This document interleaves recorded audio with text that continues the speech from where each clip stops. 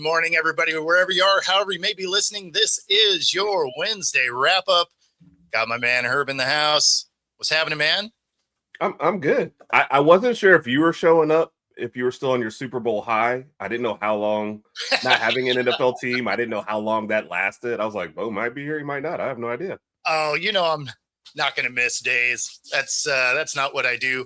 It's funny because there was shows the next morning. So it's not even like I went out and like celebrated in the city or anything, right? Like it was immediately like, this is awesome. And then right back to work. So that's hilarious. Yeah. The downside to doing this for a living, right, is Yes. you're sort of always working.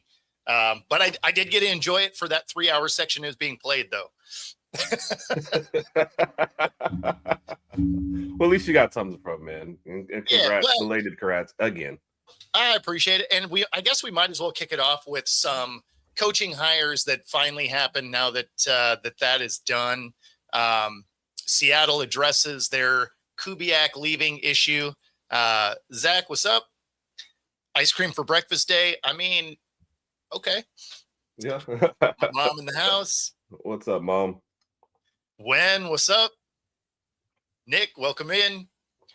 So Seattle gets their OC, and a unique hire is Brian Fleury, offensive coordinator, tight ends coach for San Francisco.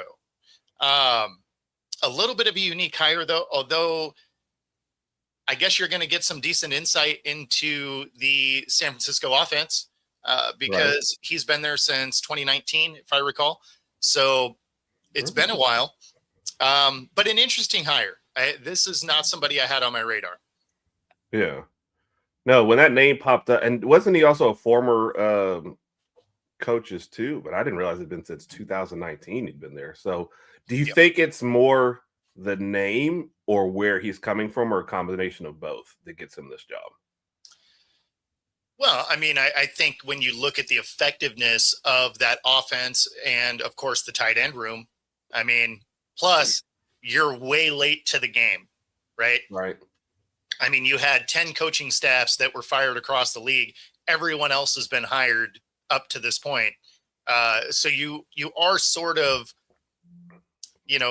caught without the chair, right? Like it's it's musical chairs and you're the last one standing. And so then you kind of get what you get. That's I kind of see it being a little bit that way. Not to say that there isn't, that he's not going to be good, because I'm not saying that. I'm just saying I don't know enough about him to be encouraged, right? Like I'm not discouraged either. I just don't know enough about this particular guy. Right. Well, and then you kind of look through there. I mean, in his lower levels, it was a defensive coordinator, but the rest of these, like assistant linebackers coach, outside linebackers coach, tight ends coach, run game coordinator, and tight ends coach. It's a decent little jump to offensive coordinator on a Super Bowl winning team. So that's and I guess I was thinking a different name for sure. To be fair, he was on. I mean, the Niners have been in a Super Bowl during his tenure. So, I mean, he's at least been on championship caliber teams. Right. So he switched back and forth a couple times. I mean, maybe that's good insight too, because he does have decent defensive coordinator things, defensive stuff. So maybe that's the insight too. It is an interesting step still to me. And like you said, a name I wasn't expecting. But then, I mean, it's a great point. It is at the end of the cycle for coaches. So you're kind of like, what's left? What do you guys still have? And they're like clearance aisle down there. 50% off. Get it. All right. Yeah. All right. And that is a real, question, obviously.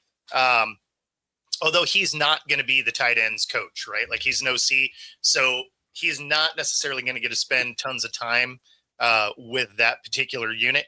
And when you look through his history, he has been all over both sides of the ball. So for sure. I always like seeing some of that, because if you have a guy that's been on the defensive side, it can help you on the offensive side, right? For sure. Because you understand how they scheme against an offense, stuff like that. So, yeah. Again, I'm not. I'm sort of indifferent either way. Like I don't know what to expect, so I don't have Right. any real High expectations. expectations. Right. Right. And you won the Super Bowl, so it's kind of like, are you coming in with a lot of pressure, or is a little pressure off because you got one? You have no idea what's going to be put on this guy's shoulder. Are you expecting a second year from Darnold like you just got? So, Minnesota bet against that and lost. So, Yeah, are you thinking that's going to happen again? And to the other point, you're seeing it a lot more in colleges now. They love to recruit guys who are corners but played corner and wide receiver in high school, because they're like, we know you understand both sides of the ball and what this guy might be doing and that guy. So you just kind of put it on a larger scale. The fact that he's worked with defenses a lot, I think, is certainly a bonus, because he'll understand a little bit more what they're trying to do. yeah. I mean, that helped me in my playing career. Was in high school as a receiver, and then after high school, I switched to defense, and yeah, it let me know how these guys are going to run routes. Mm-hmm. So it is definitely something to have, kind of in the back of your mind for sure. The other one that is a little bit curious, but not the biggest shock ever, is we lose our quarterbacks coach in Andrew Janoko. He's going to be the offensive coordinator. This one wasn't a huge shock in the way of Kubiak brought him to Seattle. Oh, so yeah. Sense that he would follow Kubiak to the Raiders.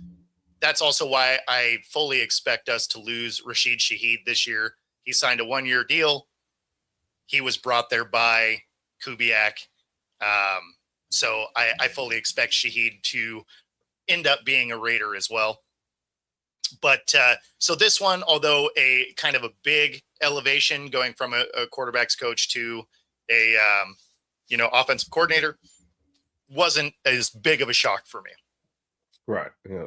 And then you also kind of look, and it's been, quarterbacks coach since 2021, but Vikings, Bears, Saints, Seahawks, Raiders. It's like almost every year he's been a quarterbacks coach at a different team. So interesting jump. But like you said, if your coach is bringing you along, and then there's a level of rapport there already and a level of patience. You're getting to come in and you're going to pick your quarterback, even though we all feel like we know who that is.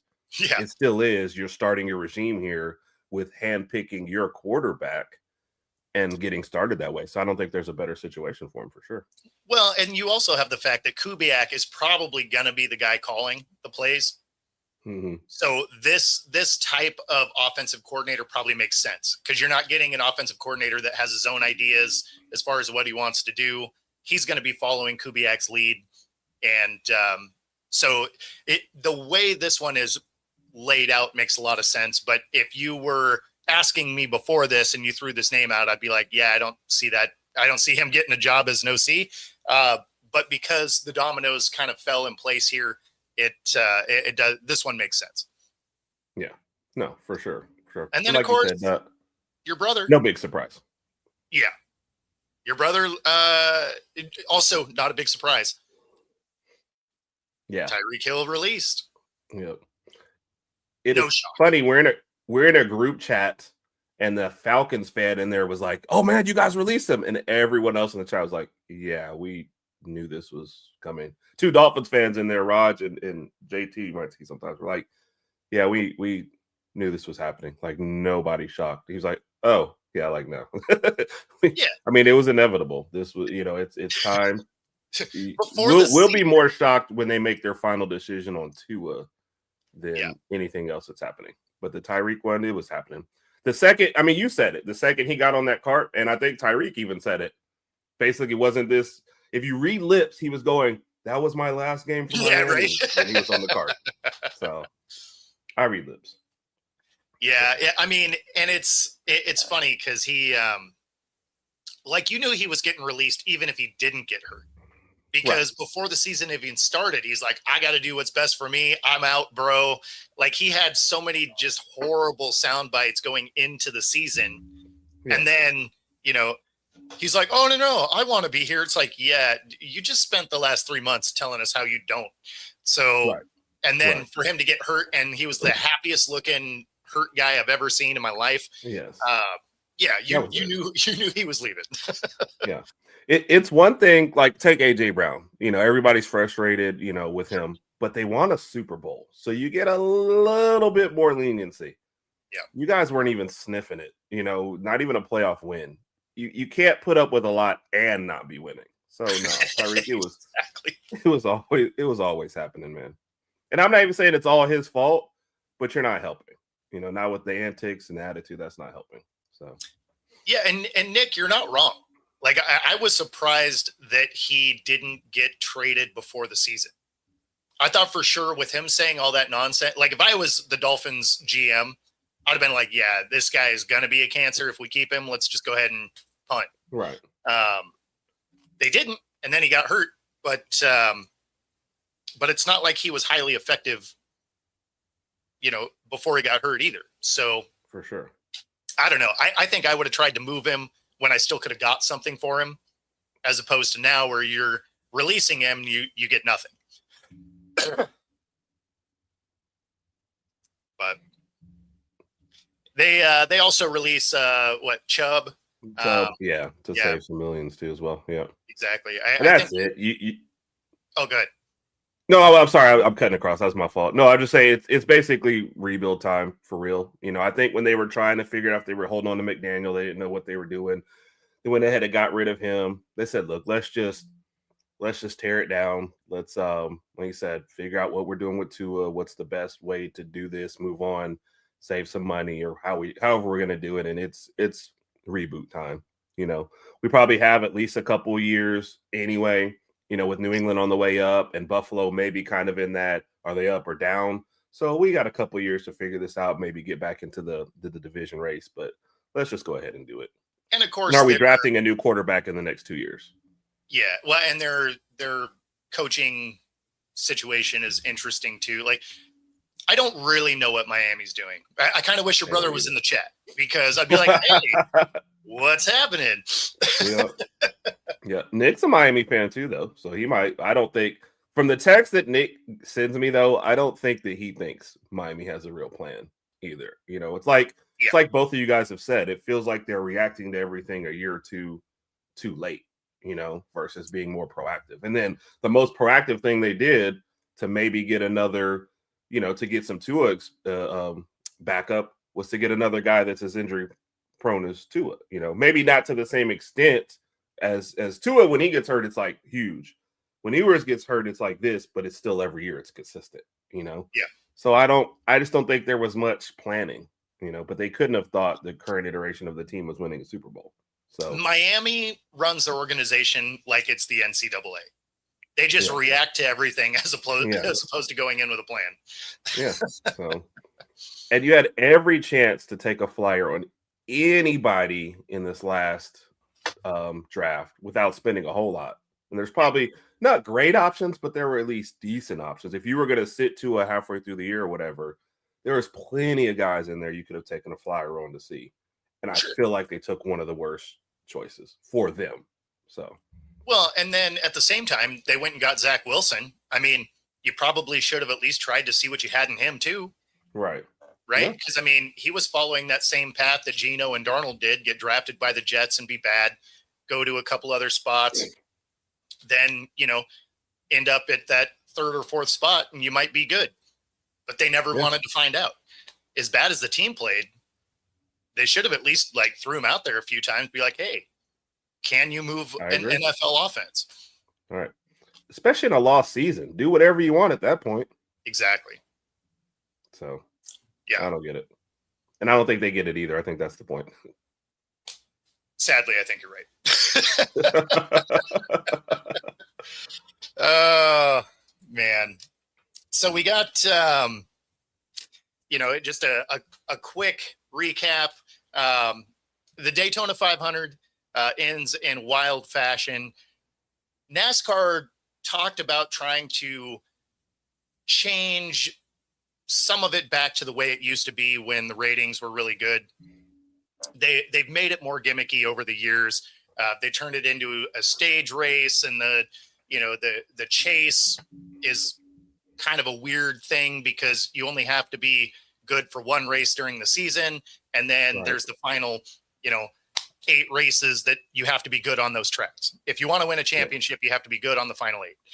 And as opposed to just being the most consistent team all year. So they were trying to revert back to some of these things. They've missed that projection by a mile. That being said, it was a wild finish to this Daytona 500. There were 3 wrecks on the final lap. They didn't drop the yellow any point through it. They end up losing 20 cars in one of the wrecks. I mean, it was definitely one of those races that if you didn't wreck, you had a shot. Yes. There's a combination of being lucky and being good when it comes down to this, like especially when your leader leads 1 lap and that's the final lap, or your winner. Excuse me. Yes. They're like, which lap do you want? I'll just wait till the end. I'm good. You're just gonna hang back? Yeah, I'm just gonna hang back. Raj, I ain't gonna lie, I was worried. I was about to pick up the phone and start calling in the middle of the show. I mean, we already had to talk about Miami. We're just like, he's not showing up. Or maybe that's why you're late. You tune in for a second, you're like, nah, I ain't going to that. No, I don't need this. I'm good.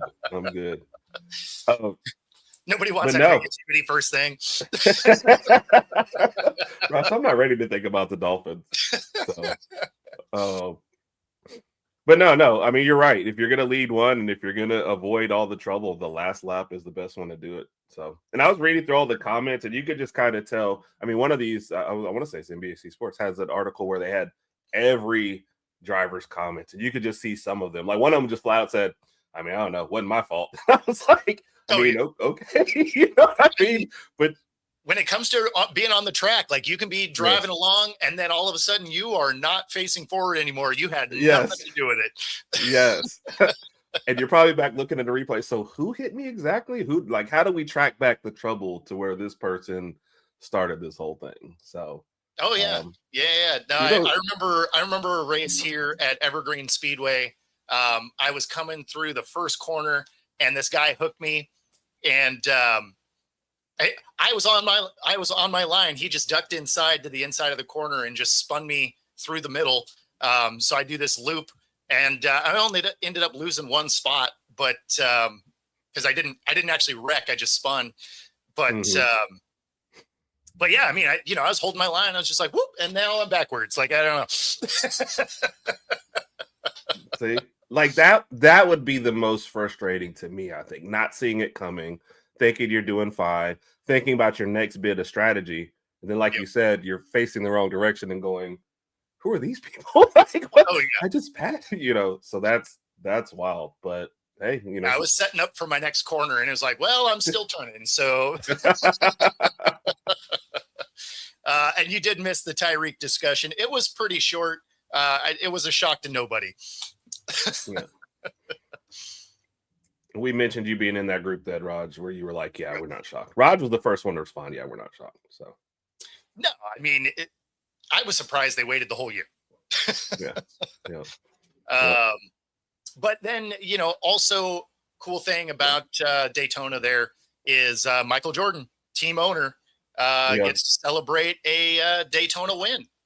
So that was pretty cool. I didn't even realize he was in ownership over there, to be honest. So. Yeah, he's an owner. Their group has 4 cars. They had 4 cars in the race there, and the guy that won, he obviously the only lap that he led was the final lap, but Tyler Reddick, but he was around, right? Yeah. So you weren't talking about him a lot, but he was a top 10 car most of the day. Like he was in the realm of striking distance, but was never really one of those first couple of cars. But hey, when the cars are just peeling away like banana, sometimes you get lucky. Yeah, and that's why I said it's, and that's why I didn't say it was just pure luck, and that's for sure a combination of skill and luck, because you have to put yourself in a position to take advantage of the chaos that came at the end there. So absolutely. For sure he hung around, and then. I don't care what anybody says. If I win the Daytona 500, you couldn't take anything away from me. I'm like, yes, cheering. This is it, screaming, whatever. Oh, you got lucky on the last round. Yeah, well, talk to my ring. Like I do not care. The championship is a championship. That's the thing, right? Like it's one of the hallmark races in any type of racing. Like there is nobody that is a race fan that doesn't know what Daytona is, right? I did always find it funny that it's the race that kicks the season off. The most important race of the year is race one. That always seemed kind of weird, but at the same time, it's the history of it and all of that, right? So, the motto is we only go downhill from here. No, pretty much. Yeah. So, but anyway, pretty cool for Jordan. Obviously, then people had to make a big deal about him, having fun with the driver's kid and, people spinning things into what it's not. It looked like he was just playing with the kid and the media clearly didn't have a lot going on that day to spin it into something that, is nothing. Yeah. So without getting too political, I just feel like that's what we do a lot. Let's latch on to any other story so we can kind of ignore, the real stuff. And we just got off of Bad Bunny, so let's just get on to the next thing. But look, his dad didn't come out and say anything, and that's who I would be like. If his dad had an issue, then okay, I'm with you. If there's no other comment except from people who are slow-mo watching a video, then I'm good. Like, let them celebrate their victories and everybody can move on. Yeah, no, it seemed dumb. Yeah, that's all the time we're going to spend on that because it's just an idiotic storyline, but has to be addressed because this is a recap show. Also, some gimmicky stuff. We have Ronda Rousey coming out of retirement for what, let's be honest, is a gimmicky fight, right? Yeah. She's been out of the sport a long time. This was a matchup that everybody wanted to see when they were both actually fighting. So I guess the part that's surprising to me about this isn't so much that they're coming out of retirement to have this fight, right? Tons of people do that. I think it's the fact that the UFC, which has been as gimmicky as it gets as of late, because their sport is kind of suffering. I mean, they got the White House fight coming and like they're doing gimmicky stuff. And for some reason they didn't take on this project. So this ends up being on Netflix. Seemed odd. The UFC didn't want to embrace this one with the kind of nonsense fights that they've had over the last couple of years. Right. Yeah. It definitely seems right up their alley for sure. My first thought, because I remember I said this off air, I'm like, I'm waiting to hold my thoughts. Yeah. I thought this was like a joke post or something. I saw it on Twitter and I went, no, really? And like, I'm having to look up, like, Gina Carano hasn't fought since 2009. Neither one of them. Like, it's been forever. Yeah. I mean, we've seen them. You can probably mention their last movie, right off the top of your head before you can mention what their last fight was.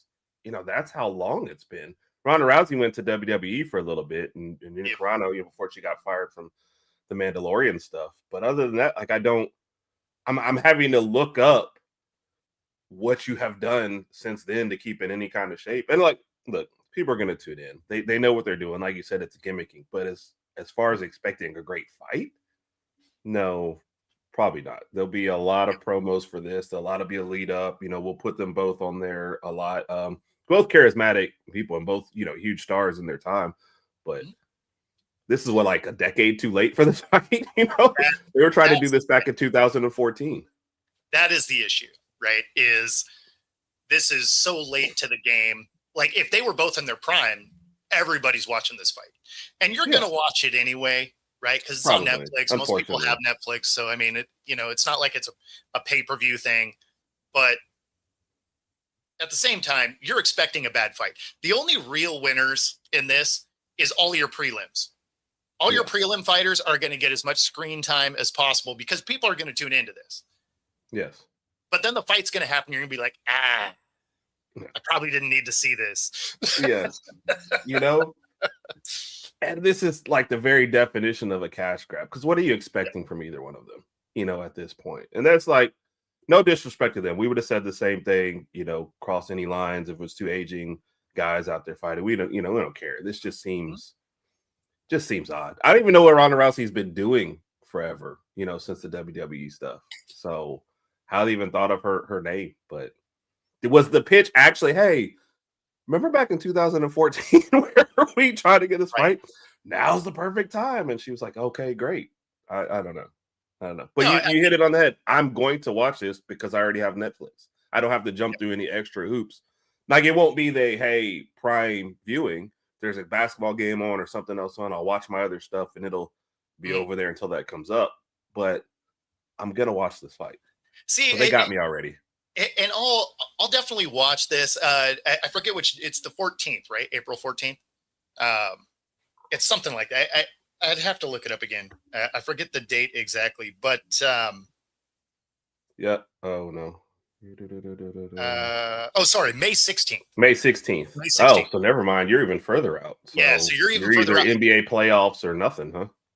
Well, so the good thing about it is there's some weird backstory to it. Is one of the first kind of pseudo dates that I had with my wife was going to a sports bar and watching a Ronda Rousey fight. So I think it would be kind of fun to, maybe watch this one at that sports bar, just because it would be, some nostalgia there. They got you, Bo. They got you. Huh? Hey, wait. Breaking news. Did they pick this date because of you, Bo? Be honest. 100%. The date doesn't coincide with anything, but but true. The date doesn't, but yeah, the event does. Yes, yep. Yeah. So it, I don't know, like for nostalgia reasons, I think it'd be kind of fun. Yeah. Like need some cash. Yeah. Watching every second of this fight. I mean, it's probably not going to last that long. That's what I was going to say. I don't think we're getting, like, every second might be it. I could see both ladies gassed after, a minute and a half. That's an intense sport for sure. Very physical, very quickly, but like I would know. I mean, look at this physique, but I can't imagine not, like I said, Corona hasn't done anything since 2009. The shape that you keep in by not doing it is just not the same as the shape you're in when you're actually competitive. For sure. I'm sorry. Honestly, getting gassed probably favors Rousey though, because her best thing was arm bars and grappling. Mm-hmm. Right? Like if she was standing up in boxing, that's how she lost, right? She got some kickboxing to the face that didn't work out so well. Ooh, yeah. But, if this ends up being they're tired and grappling, then Rousey probably does have the edge there.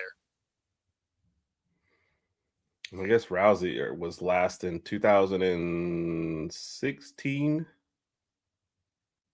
Yeah. We're still a decade ago. Yes. Right. I mean, this is, and like I said, I never fault the ladies. Who was the exec sitting somewhere that thought of these two names and said, let's throw this fight together? Oh, so but they're working, right? The promotion is Jake Paul. So this is not a surprise. Oh, okay. Well, then there you go. Yeah. This seemed like that just like makes everything clear. Oh, Jake Paul's put this. Hey, that's why I was holding it till the end, because I figured you'd have a lot of questions and then I could just drop one name and be like, Yes, clean up all the questions. The epiphany. Second question? No, I'm good. I'm good. Jake Paul makes perfect sense. That does get us to the halfway point where we got to say goodbye to our radio audience. If you're listening on 97.3 ICU Radio, we will see you all next week. Otherwise, you can stick around for the second half of the show. We do have a surprise for our ICU Radio participants. You may be getting a daily show from us starting in March. So stay tuned for that. Otherwise, we'll see you next Wednesday. All right. Let's see. So, got to get into some NBA just because there's just weird stuff about the NBA. One, the All-Star game being a weird three-headed round robin for a championship was strange. It was a little bit better than their 400-plus point ridiculousness of last year, but it still wasn't that entertaining, and they still weren't trying very hard. Right? I'll disagree on that one. In the round robin, they were intense. Nobody because and Anthony Edwards even came out and said it. Like Wemby wanted At to win. times. So that's the thing. There were a couple of guys that wanted to win, but the teams didn't seem to care. Yeah. So I don't know. It was entertaining to me. The round robin part was entertaining to me because especially at the end, if you watched, I mean, kind of like any other game, if I watched last 2 or 3 minutes, all of a sudden these guys were like, we could get eliminated. The Ants sending the game to overtime in the first one was fun. Yes. They played a 5, which is one of the goofiest things I've ever heard in overtime. But one team hits a 2, the other team hits a 3. So the team now with the ball is like, if we just score, they're gonna win. So they were playing for a 3. The other team is supposed to be guarding against a 3. One bad defensive rotation. They hit the 3 to win. And Wemby is just like, what the heck? So that part was fun. Roger's right. The old guys, not surprisingly, in the last game were like, they were toast. Yeah, I mean, nothing. Kyrie had a game in the second one though. Like he almost couldn't. Kyrie Irving, he almost couldn't miss a shot in that second game. No, Kyrie wasn't in this one. So you talking about Kawhi Leonard? That's what. Oh, sorry, Kawhi. Yeah, Kawhi. Yeah. No, Kawhi is what I meant. He almost couldn't miss a shot in that second game. Yes. I mean, he was nailing. I think he had 3/4 of the points of that team. Yes, because he was 31 and they had like 48, some crap like that. So no, exactly right. Yeah. But and then you come to the championship game and he couldn't buy a bucket. It was so bad. So you are right on the part that like there were still nobody's out there to get hurt, but I think what it took was maybe 1 or 2 guys from each team to put in more effort than anything else that they had done. So it still loads better than the regular All-Star game, which is setting a low bar. But can they continue this? I don't know. And that's why I say, it still wasn't great, but it was better than that 400-point, horrible thing to watch a year ago. KD did get asked about the lack of complete team effort, though. Mm-hmm. The Europeans and the world team, they won't compete. Because when you look at Luka Doncic and Nikola Jokic now, let's go back and look at what they do at the All-Star game.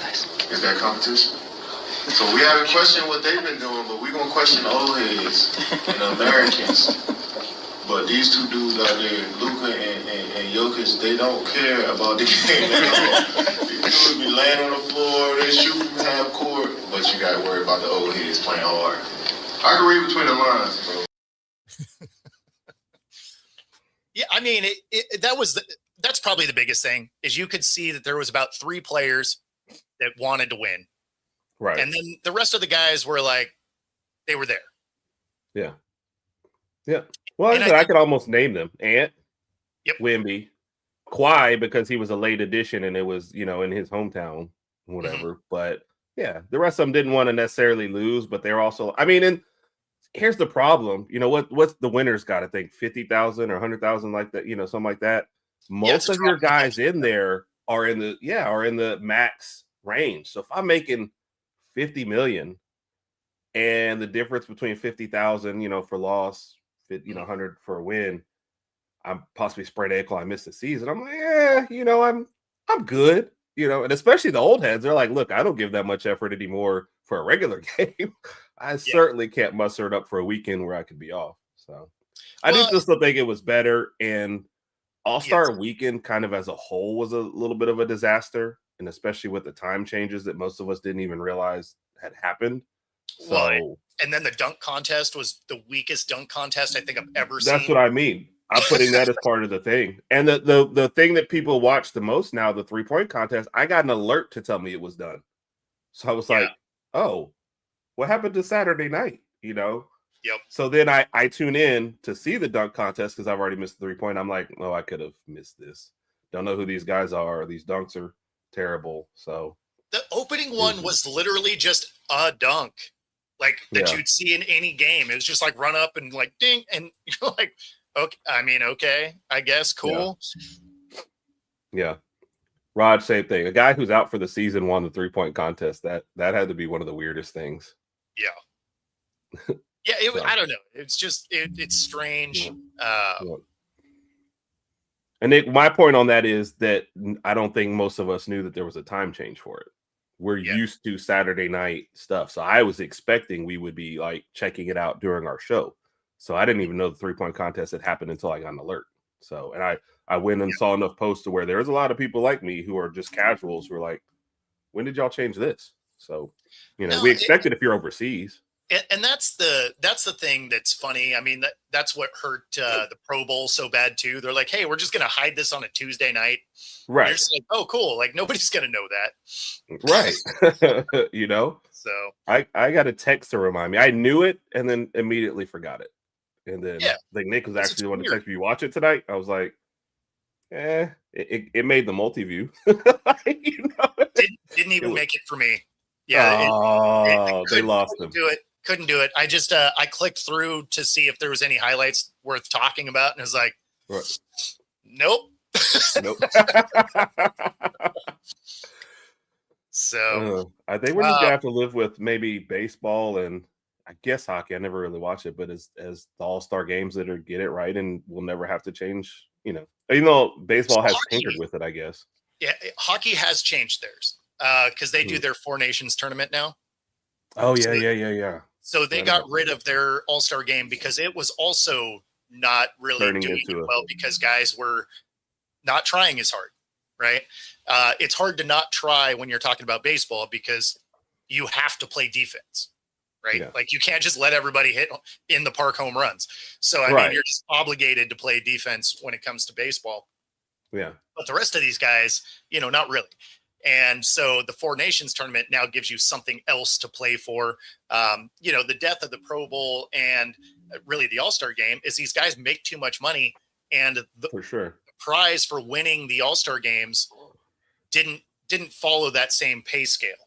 So now, when you're talking 30 years ago, the Pro Bowl, you made $50K to win, where you're 30 years later and you're making 90. Like that doesn't, that didn't follow the way the rest of the pay went. So it used to be like a significant bump to your salary. And now it's like, yeah, that might cover some taxes, I guess, Yeah. Well, and I had to look this up to see it's like the in-season tournament. The reason why some of those guys try harder there, your winning team gets 500,000.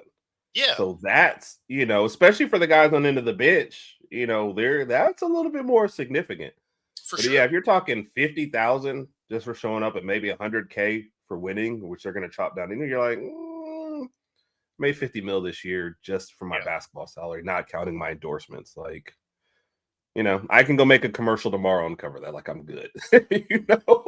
Well, and having guys not necessarily try super hard also makes some sense, I guess, because it is the middle of the season. I've never understood why these sports want to have their all-star in the middle of the season, because think of how many times you've seen somebody get off to a hot start. They're on an all-star team and then they're terrible the rest of the way. Yeah. So it seems like your all-star game should be whoever was the best all year, not the best first half. Right. Because you're right about that. That's definitely happened. You can also tell. So there was a couple guys who were padding some stats, like just to get that all-star nod. Sure. That was like a thing for them. And then I did it. My team sucks for the second half anyway, so it really didn't matter. So yeah, well, he was a good first half all-star. If your team's gonna lose anyway, then you probably do kind of pad some stats so you can get in, be like, hey, you know what? I'm not going to hit any other bonuses. Let's go ahead and get this 50 plus K. I mean, I get that. Yeah. I'm motivated by money, so I understand. Yes. For sure. I take back all objections. That is actually a good point. We do have Adam Silver talking about a couple of different things. And, the first one is about teams tanking.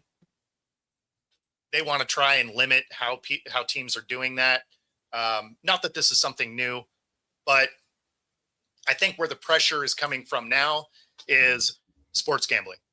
For sure. I think sports gambling is requiring these teams or these organizations to try and police the teams from doing this as much, because now it's affecting point spreads and stuff like that.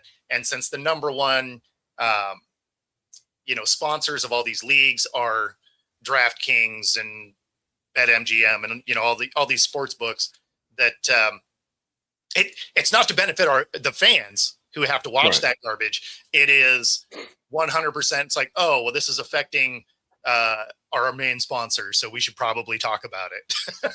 Yeah, for sure. Because I get and I think Cuban came out and said this. The thing with tanking is it is for the long-term health of your organization. You see a lot of these teams who are still try hard and make like the Bulls and make the play-in tournament every year. Yep. You have no long-term plan. You're not helping. We go back and look at the Mavericks, who at the end, the year before they made the championship, it's like 2 or 3 games left in the season. If they win 1 or 2, they move up a spot. Maybe they make the play-in, but they lose their draft pick. Tank the last 2 games. They miss. They get their draft pick. I think they got Lively, or I know they got a center, and they make the championship game the next year.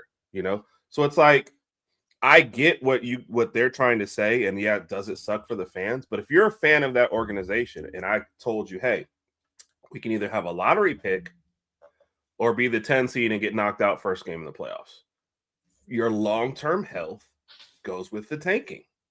So do you want us to be crappy right now and have 1 extra game, or do you want us to maybe be better in the future? So why, and if I'm an organization and I'm like, I can get a top 5 draft pick and pay $100,000 in fines, I'm paying the $100,000 in fines. I don't care. No question. No question. I mean, what I mean? You do have the other weirdness when it comes to the NBA is they have their draft lottery. So you end up with the worst team in the league that somehow loses the number 1 draft pick every year. Right? It's just like, you are the worst. You would really benefit from having the number 1 pick, and instead they're like, oh, the Spurs got it again. It's like, if you're a conspiracy theorist, you got some questions, right? And there you do. The rest of us, we're all like, well, I mean, you're kind of not wrong. Like, yeah, no. Are those so every time a generational talent comes around, the Spurs are bad that 1 year. They're like, yeah, okay. You guys are only going to be bad 1 year. We'll give it to you. So they weren't even bad enough to be like a legitimate first pick overall. Oh yeah, for sure. They're like 8th or 10th, and they're like, oh, but you won, and you're like, what? Yes. This other team's been the worst team for 5 straight years, and the best you can do is the 5th pick. Like, what are we doing? Yeah. You know what it is, though? Sometimes that team that was the worst and kept getting all those high picks kept squandering them. So we're like, we're giving somebody else a chance. You've had 3 top 5 picks and been bad still. Yeah, but when you think of the NBA draft, it's not like, or baseball too, right? Is your first couple of picks are kind of it, right? And then everybody else is probably going to be G League, or, in baseball, it'd be AAA, right? Like, you got a couple of guys that can come in and play immediately. And then everybody else is a project. It's not like the NFL where, you got 3 rounds of guys that are probably going to start. Right. Yeah. So it's like, let me get the first pick right, the 3rd pick right, and the 15th pick. Exactly. Yeah. You've had several guys come out of that mid, but the rest of them, and I think there's less development going on these days. You have, and they made the rule you got to go 1 year to college, but half those guys are, they're getting recruited somewhere. They're going that 1 year. They're jumping straight to the NBA. And we've said this all across pro sports. Pro sports are not developing rookies. They're getting them and hoping that they're more ready than they are at times. But what does every rookie tell you going to the bigger league? The game speeds up a lot more. The guy that was a scrub on the bench is gone. Now, the scrub on the end of an NBA bench was still an All-American in college. You know what I mean? Yeah, he's super slow, but he will body the crap out of you if you haven't put on any weight. You know what I mean? The next thing you know, you're in the front row and he's dunking and jogging back. So, yeah, it's changed. It's changed a lot. I just don't think guys are as ready for the NBA as they used to be. No, well, I mean, college has become pro sports. So you're not rewarded by developing talent anymore either. Right. As soon as you have a bad year, because of the way that NIL and everything is, you're like, oh man, we had a downturn, probably getting fired. Yes. Right. Yeah. In fact, this will be a little bit out of order, but K-State did exactly that. Harrison, these dudes do not deserve to wear this uniform. There will be very few of them in it next year. I'm embarrassed for the university. I'm embarrassed for our fans, our student section. It is just ridiculous. We got practice at 6 a.m. tomorrow morning. This was embarrassing. I mean, now you probably don't want to have a rant on national television. Right. At the same time, he wasn't wrong. Yeah. Like there was not inspired play. And now he gets fired. But there's been this sentiment expressed all across college basketball, men's and women's. Yeah, where it's like for sure the team had no heart, or they weren't trying, or I mean, there's been a bunch of it this season, and that's really indicative of the fact that everybody can transfer all the time. Everybody's playing for their jobs. Players are just playing for NIL. Like nobody's playing because they love the game anymore. So and you can see it in the effort. Yeah. Players used to love the game, but they also used to love the school that they were at. And now it's purely changed to, hey man, we're halfway through the season. I know we're not winning a title. I'm scouting my next school already because I know I'm not good enough to make the NBA. So I have checked out. And as a coach, what are you supposed to do at that point? But you recruited that guy based on money, and there's certain spots where people are going where absolutely you guys are not winning a championship. So if you're just, hey, this is a highest bidder kind of thing, I mean, that's kind of what comes out on the other end. So I feel for coaches these days. I have no idea. Like you're yelling at a guy in game 20 and he's, on his phone. Like, what school is going to have an opening for my position next year? What kind of bidding war? Like, hey, when can I enter the portal? How do you motivate somebody like that? That's like, I will leave tomorrow if you yell at me one more time. So that's the thing, is a lot of these guys don't even accept coaching anymore. So how are you going to get better? Yeah. Well, you were a junior, you were in grade school, whatever, and everybody was telling you the greatest. You went all through high school with people just pumping up your ego. And then all of a sudden, we're a freshman somewhere. This guy yelled at you, you transferred. Now you're a sophomore somewhere and they paid you big money to be there. And this guy's yelling. You're like, everyone else has already told me I'm the greatest. So either tell me I'm the greatest or I'm leaving. And that's most of these guys now is like, I don't want to be coached hard. I just want to make my money and go. And they'll find out like 5 years from now when they've spent the money and they had no career ahead of them. But in this exact moment, most people are playing for the here and now. I just want to make my money this exact second. I'll worry about tomorrow. See, and it's just a mindset that I can't really wrap my head around, because I might be mildly competitive. So I like to win. Yes. Right? Yes. So, I mean, a good example of this, I was starting to, it was the first day driving an SCCA race car. Right. And so you have to go through different things to get your license. And so we had to put a passenger seat in this car. And, so we hit the track. The guy that's going to be evaluating me throughout the day jumps in. I'm like, hey, this is going to be a fun day. Mind you, this is raining also. But I was like, oh, this is going to be fun. This is going to be both of our first time in this car. I'd never driven this car before, and we're doing it for real with an instructor. This is going to be good times. So we're going along, and the first practice session was good. And then the beginning of the second one, I catch a rumble strip on the inside tire, turn 3, climbing this hill, and upsets the car, spins it, sideways. And so I just drift this thing and grab a gear and jump in the next corner. It was fine. He didn't even say anything. He just gave me this thumbs up. Doesn't look right? So we get done with that session, and he's like, okay, clearly you can drive. Like, I don't need to be with you. And the first thing I said was like, no, you're going to be with me every session today. He's like, why is that? I was like, because every entry and exit to every corner. I don't want to figure them out. I want you to tell me how to win on this track. Right. Like, I don't get why guys aren't actively pursuing coaching. Like, you don't know everything. In fact, you don't even know what you don't know.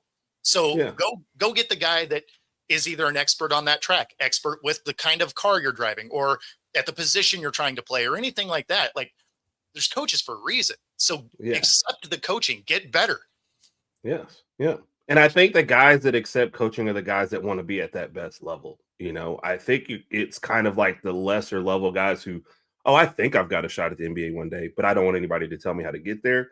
Those are the guys that crash and burn. I think if you're truly champ, you realize, okay, I mean, take a look at one of the best. You know, Kobe took stuff from everybody he ran across. You know, I'm going to take from this guy's move. I'm going to take this guy. This coach says, like, I'm going to take from everybody because I want to be the best. So you take knowledge from the people that went before you in it, you know? And then you have to have some kind of competitive desire. Like you said, like when we go to family gatherings, I'm the one that's, hey, calm down on this one. Okay. Like, hey, you can let a few things slide. And I'm just like, I'm either on or off. If you tell me like this is a game, I'm on. I'm trying to win it. If you tell me like I can't try, then I'm like, I just don't even want to play. I mean, it's just, I want to win when it's time to win. So I get it. But I always took coaching too, even if it was tough. I might not react the best at first, but I was like, I'm going to take everything you say and I'm going to get better at it because I'm not getting fussed at for this thing again. So yeah, I mean, even doing this, right? Like, I had an idea of things that I wanted to do, and then you watch other people's shows, or you watch like late night talk shows, stuff like that. When I interview a guest today, it's wildly different than when I started, just because I like the way that Jimmy Fallon introduces guests, and it changed the cadence of how I introduce people. And it's because I'm always looking to get better. Right. Yeah. Like, I don't think I have all the answers. I'm pretty sure if I go back and watch stuff I started with and be like, man, that's for that sure. is terrible. For sure. We used to reach out like, hey, you know, have you seen this? Hey, can you help us with this? Why not want to be better? You know, because I think like both of us sitting there thinking, I just want to be the best at this, period. You know, I want people to flocking to the shows and be like, oh, that was amazing.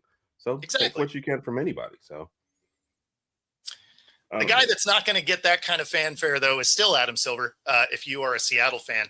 And we have a timeline of the expansion talks. We knew that it was going to be for the 27 moving forward because of the TV contract. But this is this makes it sound very this sounds like Adam Silver still doesn't want a team in Seattle. I mean, in terms of the timeline, and I think I said at the end of last year when we were in Las Vegas that we will make decisions in 2026. I think in fairness to the cities, Seattle and Las Vegas in particular, I've been very clear. I don't want to tease teams. I don't want to tease cities or mislead anyone. I think we wanted to get through collective bargaining, national television deals. We've done that, and now we've turned to it as a league. My sense is at the March Board of Governors meetings, we'll be having further discussions around an expansion process. We won't be voting at the March meeting, but we will likely come out of those meetings ready, prepared to take a next step in terms of potentially talking to interested parties. No, it doesn't have to be a two-team expansion. Frankly, it doesn't have to be any number of teams. I think the logical next move would be to say, all right, we've had those discussions internally. We've made decisions about cities to focus on and what the opportunity is. And now we got to go out into the marketplace. And I think that's probably the most important step to find out who is potentially interested in owning a franchise in particular cities. What's the value of that franchise? There's some work to do in terms of potential conference realignment. So that's the next step there. I thought he was filibustering for a minute there. Like, I'm right. Like, are you going to stop at some point? Like, what are you? I mean, that makes it sound like the locations that were kind of thought as front runners might not be. Yeah. Well, I don't see them avoiding Vegas at this point, just because, which is funny to me. Hey, we have gambling issues. We want guys to stop this. There's federal investigation, but let's put a team in Vegas. Never makes any sense. But I'm with you. Seattle, I just don't get how Seattle's not the first choice. If you're like, first off, I'm against expansion anyway. The product's already getting watered down. You're already having trouble with getting everybody to play, and now we're going to add a couple more teams. So we're going to take a little bit from a couple of good teams and put a team over there. You already don't have enough talent to fill the league now. Yep. And so what are we gonna have one team full of G Leaguers that are competing? I don't get that. But if you're going to expand, Seattle has to get a team back. Like, I don't even see how this is negotiable. And I agree with you, not just because I'm a Seattle guy, but I mean, it doesn't make sense. The history was here. Like, it doesn't make sense not to have them as your expansion. It really honestly hasn't made sense for them to not have a team thus far.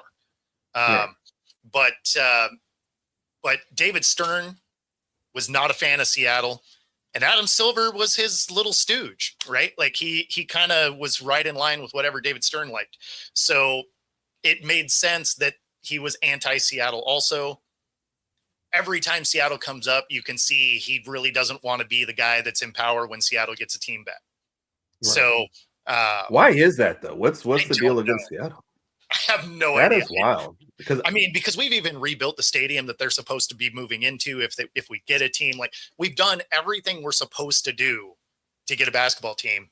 It just happens to be that the commissioner, the previous and the current, are just not a fan of Seattle. That is so weird. If you went back in time and I'm watching, Gary Payton and Detlef Schrempf and Sean Kemp, and you told me, hey, one day this team will be in Oklahoma, I'd been like, where? Like, are you joking? And it tells me something that, the stadium burns down and that's the closest place to go. I'm lost, And just think of the stories, Vancouver moves to Memphis and nobody ever says Vancouver should get another team. But Seattle, it's been clamoring for years. That was a staple team, like, in our childhood. I don't understand this, at all. So it doesn't make sense. But they're definitely going to go for Vegas. They want that Vegas money. But there's a huge scandal 5 years after they're there, like, we'll enjoy it on the show because we'll be talking about it. But, like, don't act surprised when it happens, because all you're doing 5 years. I think you meant 5 minutes. Like, you're supposed to be unpacking the truck. Yes. Sticking with basketball for one more second, WNBA still worlds apart when it comes to the CBA agreement. We are arriving quickly on what should be the start of the season. So April 29th is the first home game for the Storm, provided there is a team to put on the floor. It sounds like the numbers from the WNBA have given some concessions. The WNBA itself says it's not enough. It still sounds like they are really far apart as far as getting anything done. And that doesn't say good things as far as having a product to put on the floor. Really, 7 weeks away? So, we're facing a strike there. MLB probably has one in 27. So pretty crazy. That being said, wrap the show up to get out of here on time. We got to talk a little bit about the Olympics because they are happening. But the funniest storyline is Canada cheating at curling by double tapping the stone. And rather than just doing the standard Canadian sorry, they were telling the other team to F off. And incidentally, the men's and the women's both did it in consecutive days, which is hilarious. And then the video, because, they're saying I didn't do it. And I guess they're forgetting that there are like 30 HD cameras trained on everything all the time. We got you in 4K, baby. You can see the finger go out and tap the stone again. Like, you're just like, dude. Yes. They're like, look, we invented this sport. All right, we'll do what we want. Yeah, that's right. I like that explanation the best. And then I support you. One other note from Italy is there has been some suspected sabotage of their high-speed trains. And if you are traveling to events on any of the three trains, looks like there was deliberate burning of cables for these. Yeah. And so basically they put out a statement saying, be aware of your surroundings, exercise caution while traveling, leave extra time, and if something happens, get away from the train. So, which makes me think this is some old-timey 1800s train robbery, right. Which is in some ways hilarious. Yes. Yes. We needed an extra story, so that's what they came up with. Absolutely. That being said, that does get us to the top of the show. We appreciate everybody watching, and we will see you all next week. Have a great one, everybody.